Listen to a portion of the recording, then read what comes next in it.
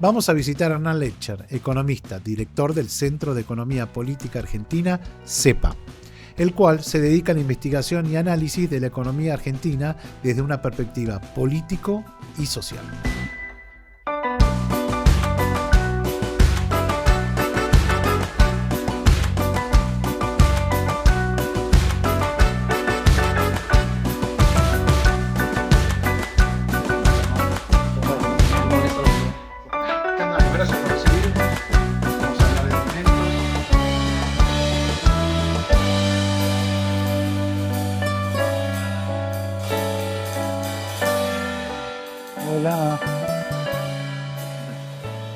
Bueno, estamos. Gracias por recibirnos, Hernán. Bueno, los insumos, digamos, el contenido, la producción de cepa hoy es casi un insumo obligatorio para aquellos que necesitamos argumentos para sostener alguna posición económica, sobre todo lo que tiene que ver tanto lo estratégico como el día a día. De alguna manera, hacemos que la voz de los diferentes actores que tienen que ver con garantizar el alimento barato para nuestra población, efectivamente eso sea tomado como una política pública y se lleve adelante, porque en un país productor de alimentos como el nuestro, que los pibes y las pibas en este país no tengan para comer es casi un genocidio. En general se hace el cálculo, es decir, la Argentina produce no sé cuántos millones de toneladas y podríamos darle de comer a 5 argentinas, bla, bla, bla, toda esta cuestión. Pará. Nosotros no comemos granos sin procesar. Claro. Esto es muy importante, porque si hay algo que tendría que hacer la Argentina si quiere solucionar o enfrentar o hacer al menos ese cálculo con honestidad, es agregarle valor. Acá tenemos un problema muy importante en esto porque yo creo que hay una lógica muchas veces de comportamiento cuasi rentista en el sector de alimentos, lo encontrás, en otros sectores también. Hoy tenemos un gobierno que promueve eso, que te abre la exportación de ganado en pie. O sea, pongo el animal y lo exporto. Es una cosa... No tiene sentido en realidad. No tiene sentido porque ningún país hace eso porque básicamente el negocio es agregarle valor. Ahí es donde genero empleo, donde me quedo con más divisas, donde recaudo más. Sí, cualquiera de los aspectos que puede significar la vida económica se ve beneficiado con el agregado de valor. Con lo cual, ahí hay un punto absolutamente central. La Argentina no tiene que recorrer el camino de la reprimarización, sino al contrario. Bien. La segunda, y lo puede hacer, ¿eh? Y lo puede hacer. La segunda cuestión, y ahora sí, retomando los datos, lo que me preguntabas respecto de la concentración. La concentración, a ver, si vos tenés una macro desordenada, siempre vas a tener problemas en la dinámica económica, esta es la realidad. Ahora, la concentración juega un papel. Yo he tenido muchas discusiones con algunos que te dicen, no, la concentración a lo sumo te pone en un nivel más alto de precios, lo cual es cierto y efectivamente es un problema. Pero no solo eso, porque también influye sobre las expectativas. Si querés, no en la primera ronda de precios, pero en efectos de segunda ola claramente sí. Y lo que vos ves es que los niveles de concentración le dan herramientas de determinados eslabones de la cadena en determinados momentos, sobre todo en momentos de tensiones, de tener más herramientas para mantener su margen de rentabilidad, incluso incrementarlos, afectando a los eslabones más débiles. Dicho de manera sencilla, cada vez que tenés una crisis en la Argentina, el más grande sale bien parado. Esta es la realidad. Entonces no es solo el efecto precio, que también se mezcla en esa cuestión, sino el efecto de cómo influye en la morfología y también en el efecto precio, porque no lo digo, no precio solo del de góndola, sino a lo largo de la cadena de producción y comercialización. Esto es muy importante. A ver, pongo un ejemplo. ¿Qué hacen las Marías? Vos sabés que en el Las sector Marías es la yerbatero, productora yerbatero. claro, en el sector yerbatero vos tenés una atomicidad muy importante entre los pequeños productores y tenés 3, 5 con toda la furia industrias. Las Marías probablemente sea de las más importantes. Entonces, ¿qué hacen las Marías? Las Marías le paga poco al productor. Hoy tenés un problema serio con los pequeños productores porque con la desregulación del Instituto de la Yerba Mate, decidida por el gobierno, y el descabezamiento del instituto, no fijan un precio mínimo, con lo cual le pagaban 270 pesos a finales del 23 y ahora le pagan 200 pesos por tonelada de hoja verde. Es decir, menos en términos nominales, en el medio además de la inflación. Una locura. Bueno, entonces, fíjate cómo influye en el precio. Es decir, ni siquiera hablé del precio de góndola. No dije. Y sin embargo está interviniendo en la cadena. Y lo hace porque el grande lo puede hacer, el chiquito no. Está atomizado, corta la ruta. ¿Se entiende? Si alguno cree que no tiene ningún efecto, y chicos, vean la realidad, no lo invento yo. Y del otro lado, cuando se da vuelta, también tiene márgenes para fijar, no solo para fijar precio de nuevo, en la cadena de la distribución. ¿Qué hace con una distribuidora de Las Marías? Le arma el paquete de lo que le vende. Dice, bueno, mira, tenés que poner esto. No, pero yo no quiero, no sé, el té de nebras. No, sí, va en el paquete. Entonces le arma el pedido. No es que la distribuidora le dice lo que quiere. Las Marías le impone el pedido. Decime si tiene que ver con la dinámica de la organización de la cadena y en definitiva del precio. Porque, o de los márgenes de distribución. Que ese precio final, ¿quién se lo queda y cómo? Tiene que ver con eso. Entonces, el oligopolio interviene en todo eso. Fíjate que me corrí del precio final, sobre el que también, obviamente, todo este proceso no es que es neutral y no pasa nada al final. Pero, de nuevo, se mezcla, además, respecto de todas las demás razones inflacionarias, que probablemente en este momento, en los últimos 3 años, tienen mucho más que ver que la influencia o arbitrariedad que puede tener un oligopolio. Si vos tenés un problema de una brecha fenomenal, eso antecede cualquier cosa, está claro. Eso explica entonces por qué en momentos de baja de consumo en alimentos las empresas siguen sosteniendo sus márgenes de ganancias. Sí, ahí se mezclan dos cosas. En parte es la morfología, pero además,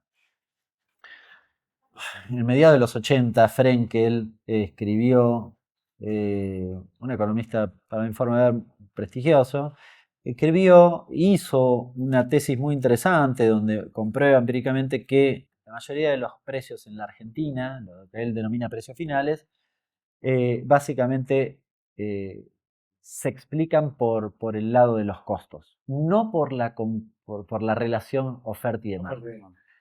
Esto es muy interesante porque en realidad te puede pasar que se te caiga la demanda de manera significativa, vos tenés stock, porque probablemente tenía, y el precio no baje, porque tiene que recorrer un camino donde digamos, la baja del final del stock, de esos precios fijos que tenés al final de la cadena, repercutan al inicio o aguas arriba en la cadena y entonces, bueno, tengan efecto sobre los precios variables y vuelva al final de la cadena en forma de baja de precio. Pero ese proceso puede tardar un año, yo qué sé. Entonces, depende de la rotación del negocio. Y por otro lado, después algunos lo niegan, pero hay una ecuación, en el caso de prepaga, por ejemplo, que me lo compitan alguna vez, hasta lo puso en palabras. ¿Qué decía? Le cayeron 10% las cápitas, pero aumentó el precio 200%. En la ecuación final ganó.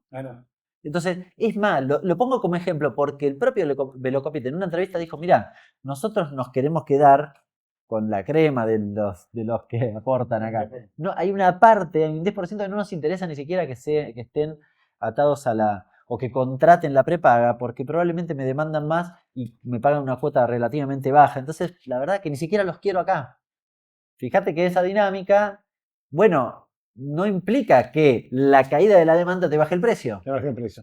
Ahora, este modelo agroexportador primarizado, que no somos el granero del mundo, porque esos alimentos que nos faltan acá tampoco es que los exportamos, estamos exportando, como bien decías, o lo tirabas por ahí, el alimento para los chanchos en China, digamos. La falta de valor agregado. ¿Cómo salimos de ese modelo agroexportador para garantizar el alimento y que el Estado Nacional, el pueblo argentino, tenga esa soberanía y esa seguridad alimentaria a partir de romper con esto, un poco lo que decías de la década del 80, con el gobierno de Milei? Es decir, el gran desafío que tenemos es cómo garantizamos el alimento barato para la Argentina desde este modelo agroexportador. Bueno, ahí hay varias cuestiones, no lo mencioné antes, pero también tenés problemas en la distribución, o algo dije de la distribución, pero tenés que trabajar en todos los eslabones de la cadena. A ver, si yo quiero garantizar alimentos baratos para los argentinos, tengo que desenganchar de alguna forma lo que yo produzco del precio internacional, porque si no, pasa que termino pagando el pan en la panadería como si estuviera en una panadería en Chicago, sin diferencias, básicamente porque arbitran los precios, no hay mucho truco ahí. Entonces, salvo que lo desenganche. Entonces, una primera cuestión al inicio de todo ese proceso es que yo pueda tener un precio diferenciado. Parece razonable, los libertarios les vuelve loco que uno diga esto, pero la verdad que parece razonable, porque en definitiva la economía es para que los argentinos se supone que vivamos mejor y eso incluye comer. Con lo cual, parece razonable que vos tengas esa política. Cualquier país que tiene relativamente en abundancia alguna producción suele tener un precio diferenciado, un margen distinto para esos productos.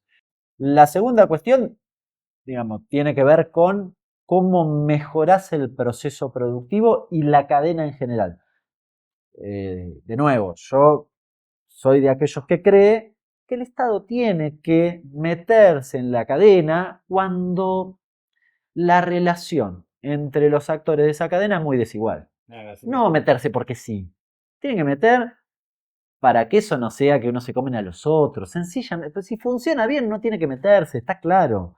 Ahora, de nuevo, si vos tenés una desproporción tal que estos se van a terminar quedando con los campos de los otros, y medio que no parece razonable, vas a tener otro quilombo más adelante. Entonces ahí también tenés que meterte. En la cadena de distribución, la Argentina tiene que bajar los precios, tiene que lograr bajar los precios con distintas formas y políticas, y los trenes son una herramienta y demás.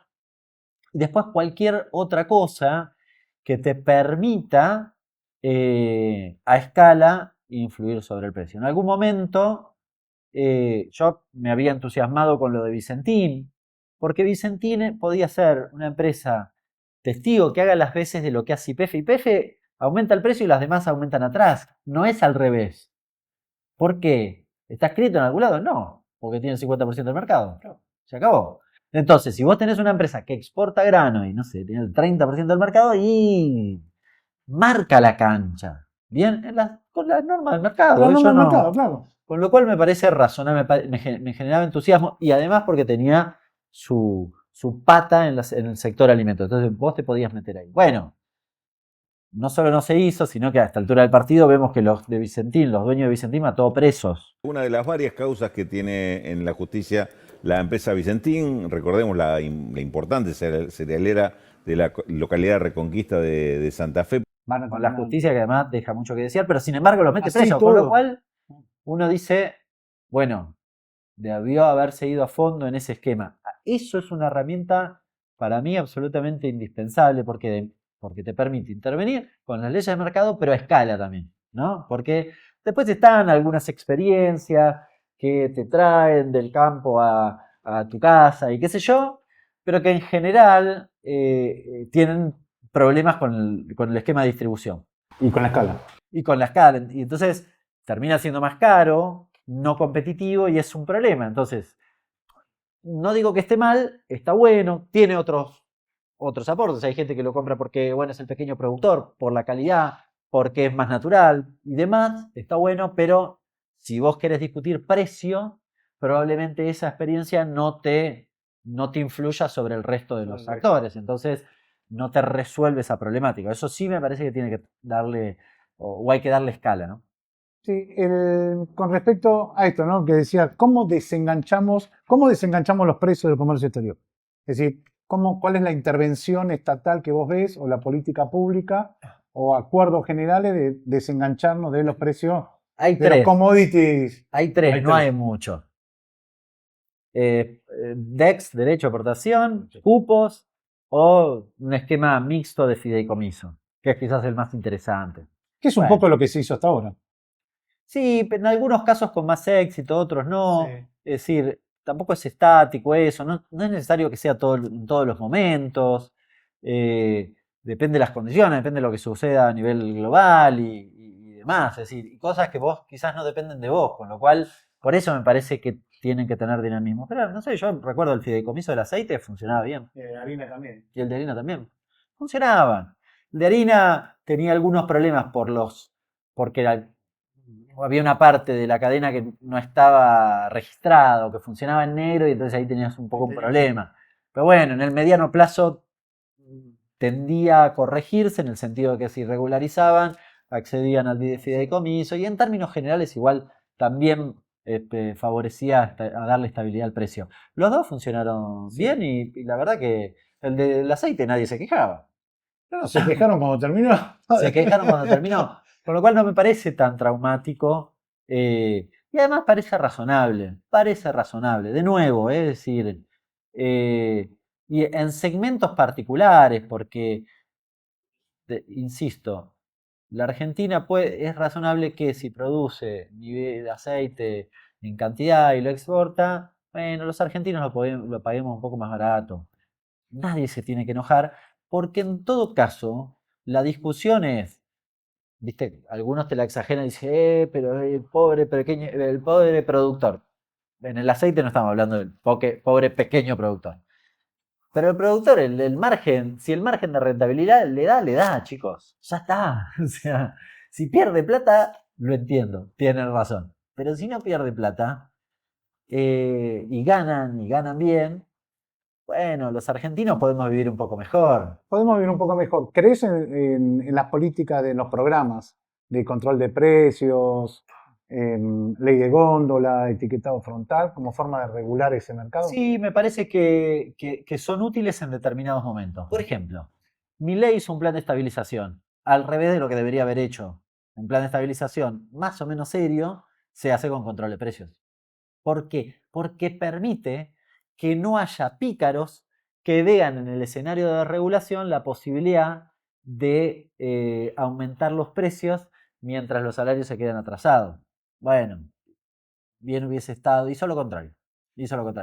No creo que sean eternos, creo que además se subsumen al contexto macroeconómico, insisto, es decir, si vos tenés absolutamente desordenada la macro, los controles son atar con alambre cosas que Son se te excepcionales. escapan por todos Son lados. excepcionales, digamos. Sí, no te van a dar éxito, porque no son previos a la macro, son, si querés, herramientas que complementan este tipo de cuestiones. Es decir,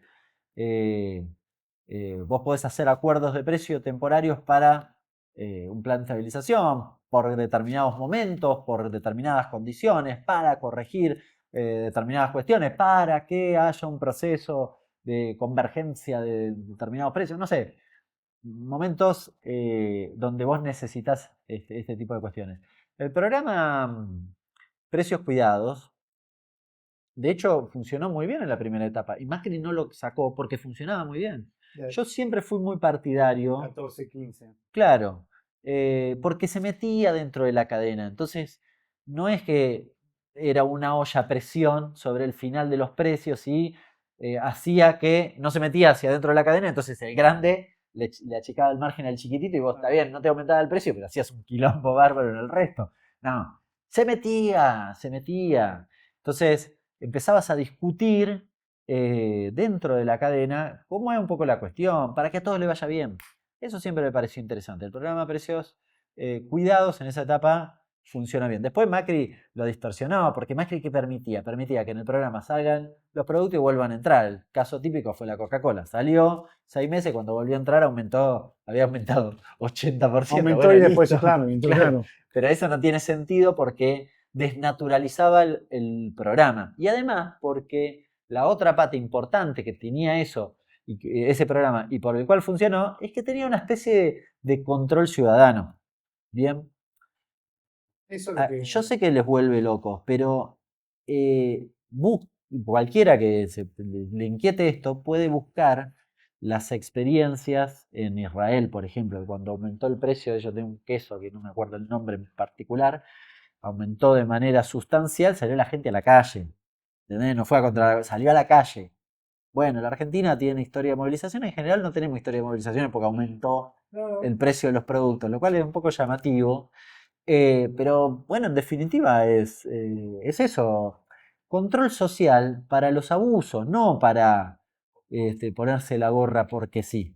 Bien, porque además, a vos te puede pasar que aumenta un precio porque, no sé, aumentó en el orden internacional y te pega a nivel local. Sí puede pasar. Hay que verlo para que la persona, el consumidor, no sea el pato de la boda y tampoco para que el productor sea el perjudicado por un escenario que encima le es ajeno. Bien, bueno, eso implica que el Estado esté en la discusión, les guste o no le guste. ¿Eso es el Estado presente? Sí, claro. Eficiente. A mí no me gusta el Estado ese que le entrega crédito barato a la producción y después los productores, algunos actores del sector textil, por ejemplo, aumentaban los precios de manera loca. Lo que más aumentó Sí. fueron alimentos y textil. Bueno, en la etapa anterior tenías un problema esto y además estaban financiados con crédito barato. O sea, no tiene sentido. Es el Estado bobo, no. El Estado tiene que ser eficiente. Hace unos días, cuando habló Cristina, dijo una cosa, Cristina Fernández de Kirchner dijo una cosa que a mí me pareció muy interesante. La sociedad defiende aquellas cosas que cree útiles. El programa Precios Cuidados, Macri no lo pudo tocar porque la sociedad creía que era una herramienta útil, porque funcionaba. ¿Vos crees que hay posibilidades de, con estas herramientas, como fue en el año 13, 14 y 15, con precios cuidados, hay forma de dialogar con esos actores concentrados de la producción, poniendo reglas, fijando reglas, yéndose para atrás en la trazabilidad? ¿Un empresario que quiere? ¿Poder planificar? Bueno, que sus expectativas se tengan una coincidencia con lo que va pasando en el tiempo. Y si vos le garantizás una ganancia y que pueda vender y que la gente tenga guita para poder comprarle en el tiempo, ¿por qué estaría en desacuerdo? Si está en desacuerdo, es raro. Puede ser, porque nosotros tenemos una clase, sobre todo, a veces me sorprende los industriales, por ejemplo, de la Argentina. La UIA se junta con Milei les dice que son todos chantas, estafadores, ladrones, y nunca dicen nada. ¿Son industriales o qué? No lo sé. Son financistas. Tengo mis dudas. Ahora, la verdad es que si vos podés anclar las expectativas, porque mostrás un horizonte de futuro para esos empresarios, bueno, eso puede incluir discusiones que tengan que ver con regulaciones por parte del Estado y nadie se tiene que volver loco, no pasa nada, lo hacen en Estados Unidos, lo hizo Trump en su gestión anterior con el conflicto de la carne o con los medicamentos. Esto que planteas vos, de lo excepcional, que es, transitorio hacia algo, juntémonos, veamos los precios. Se hace común con una pandemia y con una guerra en Ucrania donde te dispara los precios. Esas excepcionalidades en el mercado, ¿cómo interviene el Estado en esas asimetrías que vos decías? Es decir, ¿hay capacidades? Yo puse un ejemplo de un periodo que funcionó. Después se desnaturalizó el programa. En general la ortodoxia dice, esos programas funcionan en el corto plazo. Permitime dudar. Mira, Permitime dudar. mira. Porque en realidad yo creo que no hay que enamorarse de la herramienta porque sí. ¿Se entiende? Sí. Ahora, si vos tenés habitualmente problemas con la restricción externa y producís trigo y maíz, que es buena parte de tu consumo, Sí.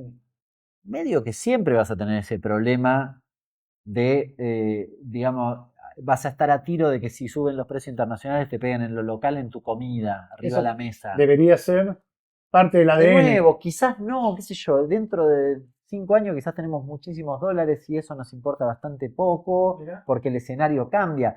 Pero lo que digo es, esas verdades absolutas de no, porque si se sostienen más de 2 años no funciona. Pará. Lo que pasó acá fue que se desnaturalizó el programa porque Macri no quería ese programa y lo hizo Percha por intencionalidad política. Son dos cosas distintas. Dicho eso, vos me preguntabas por el sector empresario. Yo no lo voy a tildar ni de bueno ni de malo. Creo sí que nuestra clase empresaria es bastante rentista. Alguno me puede decir por la historia que pasó, puede ser, lo podemos discutir. Pero tiene un comportamiento bastante rentista. Cuando digo esto es, trato de ganar todo lo que puedo ahora y si te he visto no me acuerdo. Que es un problema. Pero bueno, uno me puede decir, pero la historia puede ser. Y lo podemos debatir. Ahora, vos tenés que tener autoridad política, porque si yo tengo que anclar las expectativas, vos tenés que creer, me tenés que creer. Si yo te digo, uy, hacemos esto, y después te digo, no, para, me arrepentí, y después no, y además no muestra autoridad. Lo de Vicentín es un ejemplo muy claro. Bien, vos querías quedarte con la empresa y tenías al interventor acá. No iba a funcionar, amigo. Es un error garrafal, es decir, casi ingenuo. Es decir, casi que no querías que funcionara. Bueno, a esto me refiero.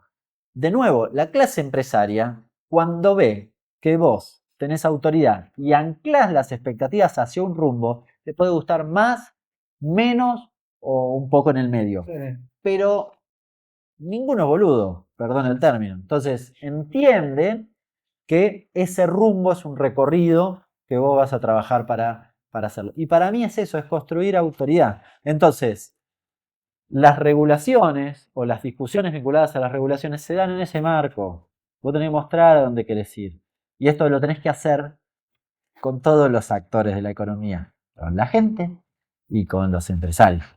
De nuevo, la discusión, después un segundo hecho fue que, como vos tenés un problema de dólares, bueno, la discusión de la administración de los dólares es absolutamente central.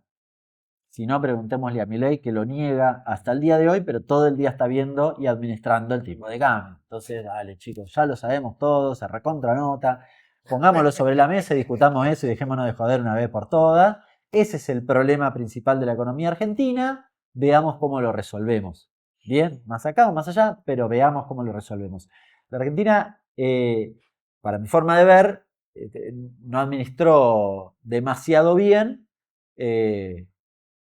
los dólares en la etapa anterior, agravado por las dos situaciones que vos mencionabas, el COVID, la guerra y la pandemia, te agrego, o las tres si querés, el COVID y la pandemia y la sequía, ahí está, y esa es la tercera, esos tres. La sequía, todo el mundo daba por descontado que nos iba a pegar negativamente, ¿no? Pero las otras dos, había como un debate en aquel momento que decía, no, quizás nos conviene, en términos económicos hablo estrictamente. Bueno, no, las dos fueron nefastas para nuestro país, en ese aspecto, en el aspecto cambiario en particular, con lo cual son inevitables. A ver, yo ahora hago el cálculo, no es por, insisto, la decisión política antes que todo, pero la verdad es que si Milei mañana tuviese una pandemia, este modelo económico dura 3 minutos. Bien. Vuelve el estatismo más No, absoluto. pero lo que digo es, no resiste, porque en este nivel de apreciación cambiaria, vos agregale que tenés 7.000 millones de dólares de reserva neta negativa, bueno, sumale 20 negativa por la pandemia. ¿Cuánto no Milei, cuánto resiste cualquier gobierno? Entonces, acá la celeridad, viste, te hace olvidar todo. Pero es un buen ejercicio pensar eso para entender también, de nuevo, no quitar responsabilidades, pero entender en el momento en el que estás. Si Milei el año que viene le toca una sequía, de nuevo, en serio, suceden estas cosas. Hay que entender, en definitiva, que el problema de la Argentina está concentrado o centrado en esa cuestión. Vos hablaste de Vicentín, hablaste de control de cambio, hablaste de los derechos de exportación, hablaste de programas de control de precios. Es decir, una serie de herramientas y sobre todo algo muy interesante que dijiste es la autoridad. Es decir, cómo construir autoridad en el Estado, entiendo de esta manera, para que vos puedas sentarte en una mesa y que te crean. Digo, porque lo que suele pasar es que este péndulo que hay en la política argentina, que vamos de un lado por el otro, el programa es bueno, pero tiene un sesgo ideológico, lo saco, por un poco lo que decía vos lo de Milei. No importa toda la mierda. Ahora, ¿cómo me llevo, ¿no? de esta conversación que tuvimos?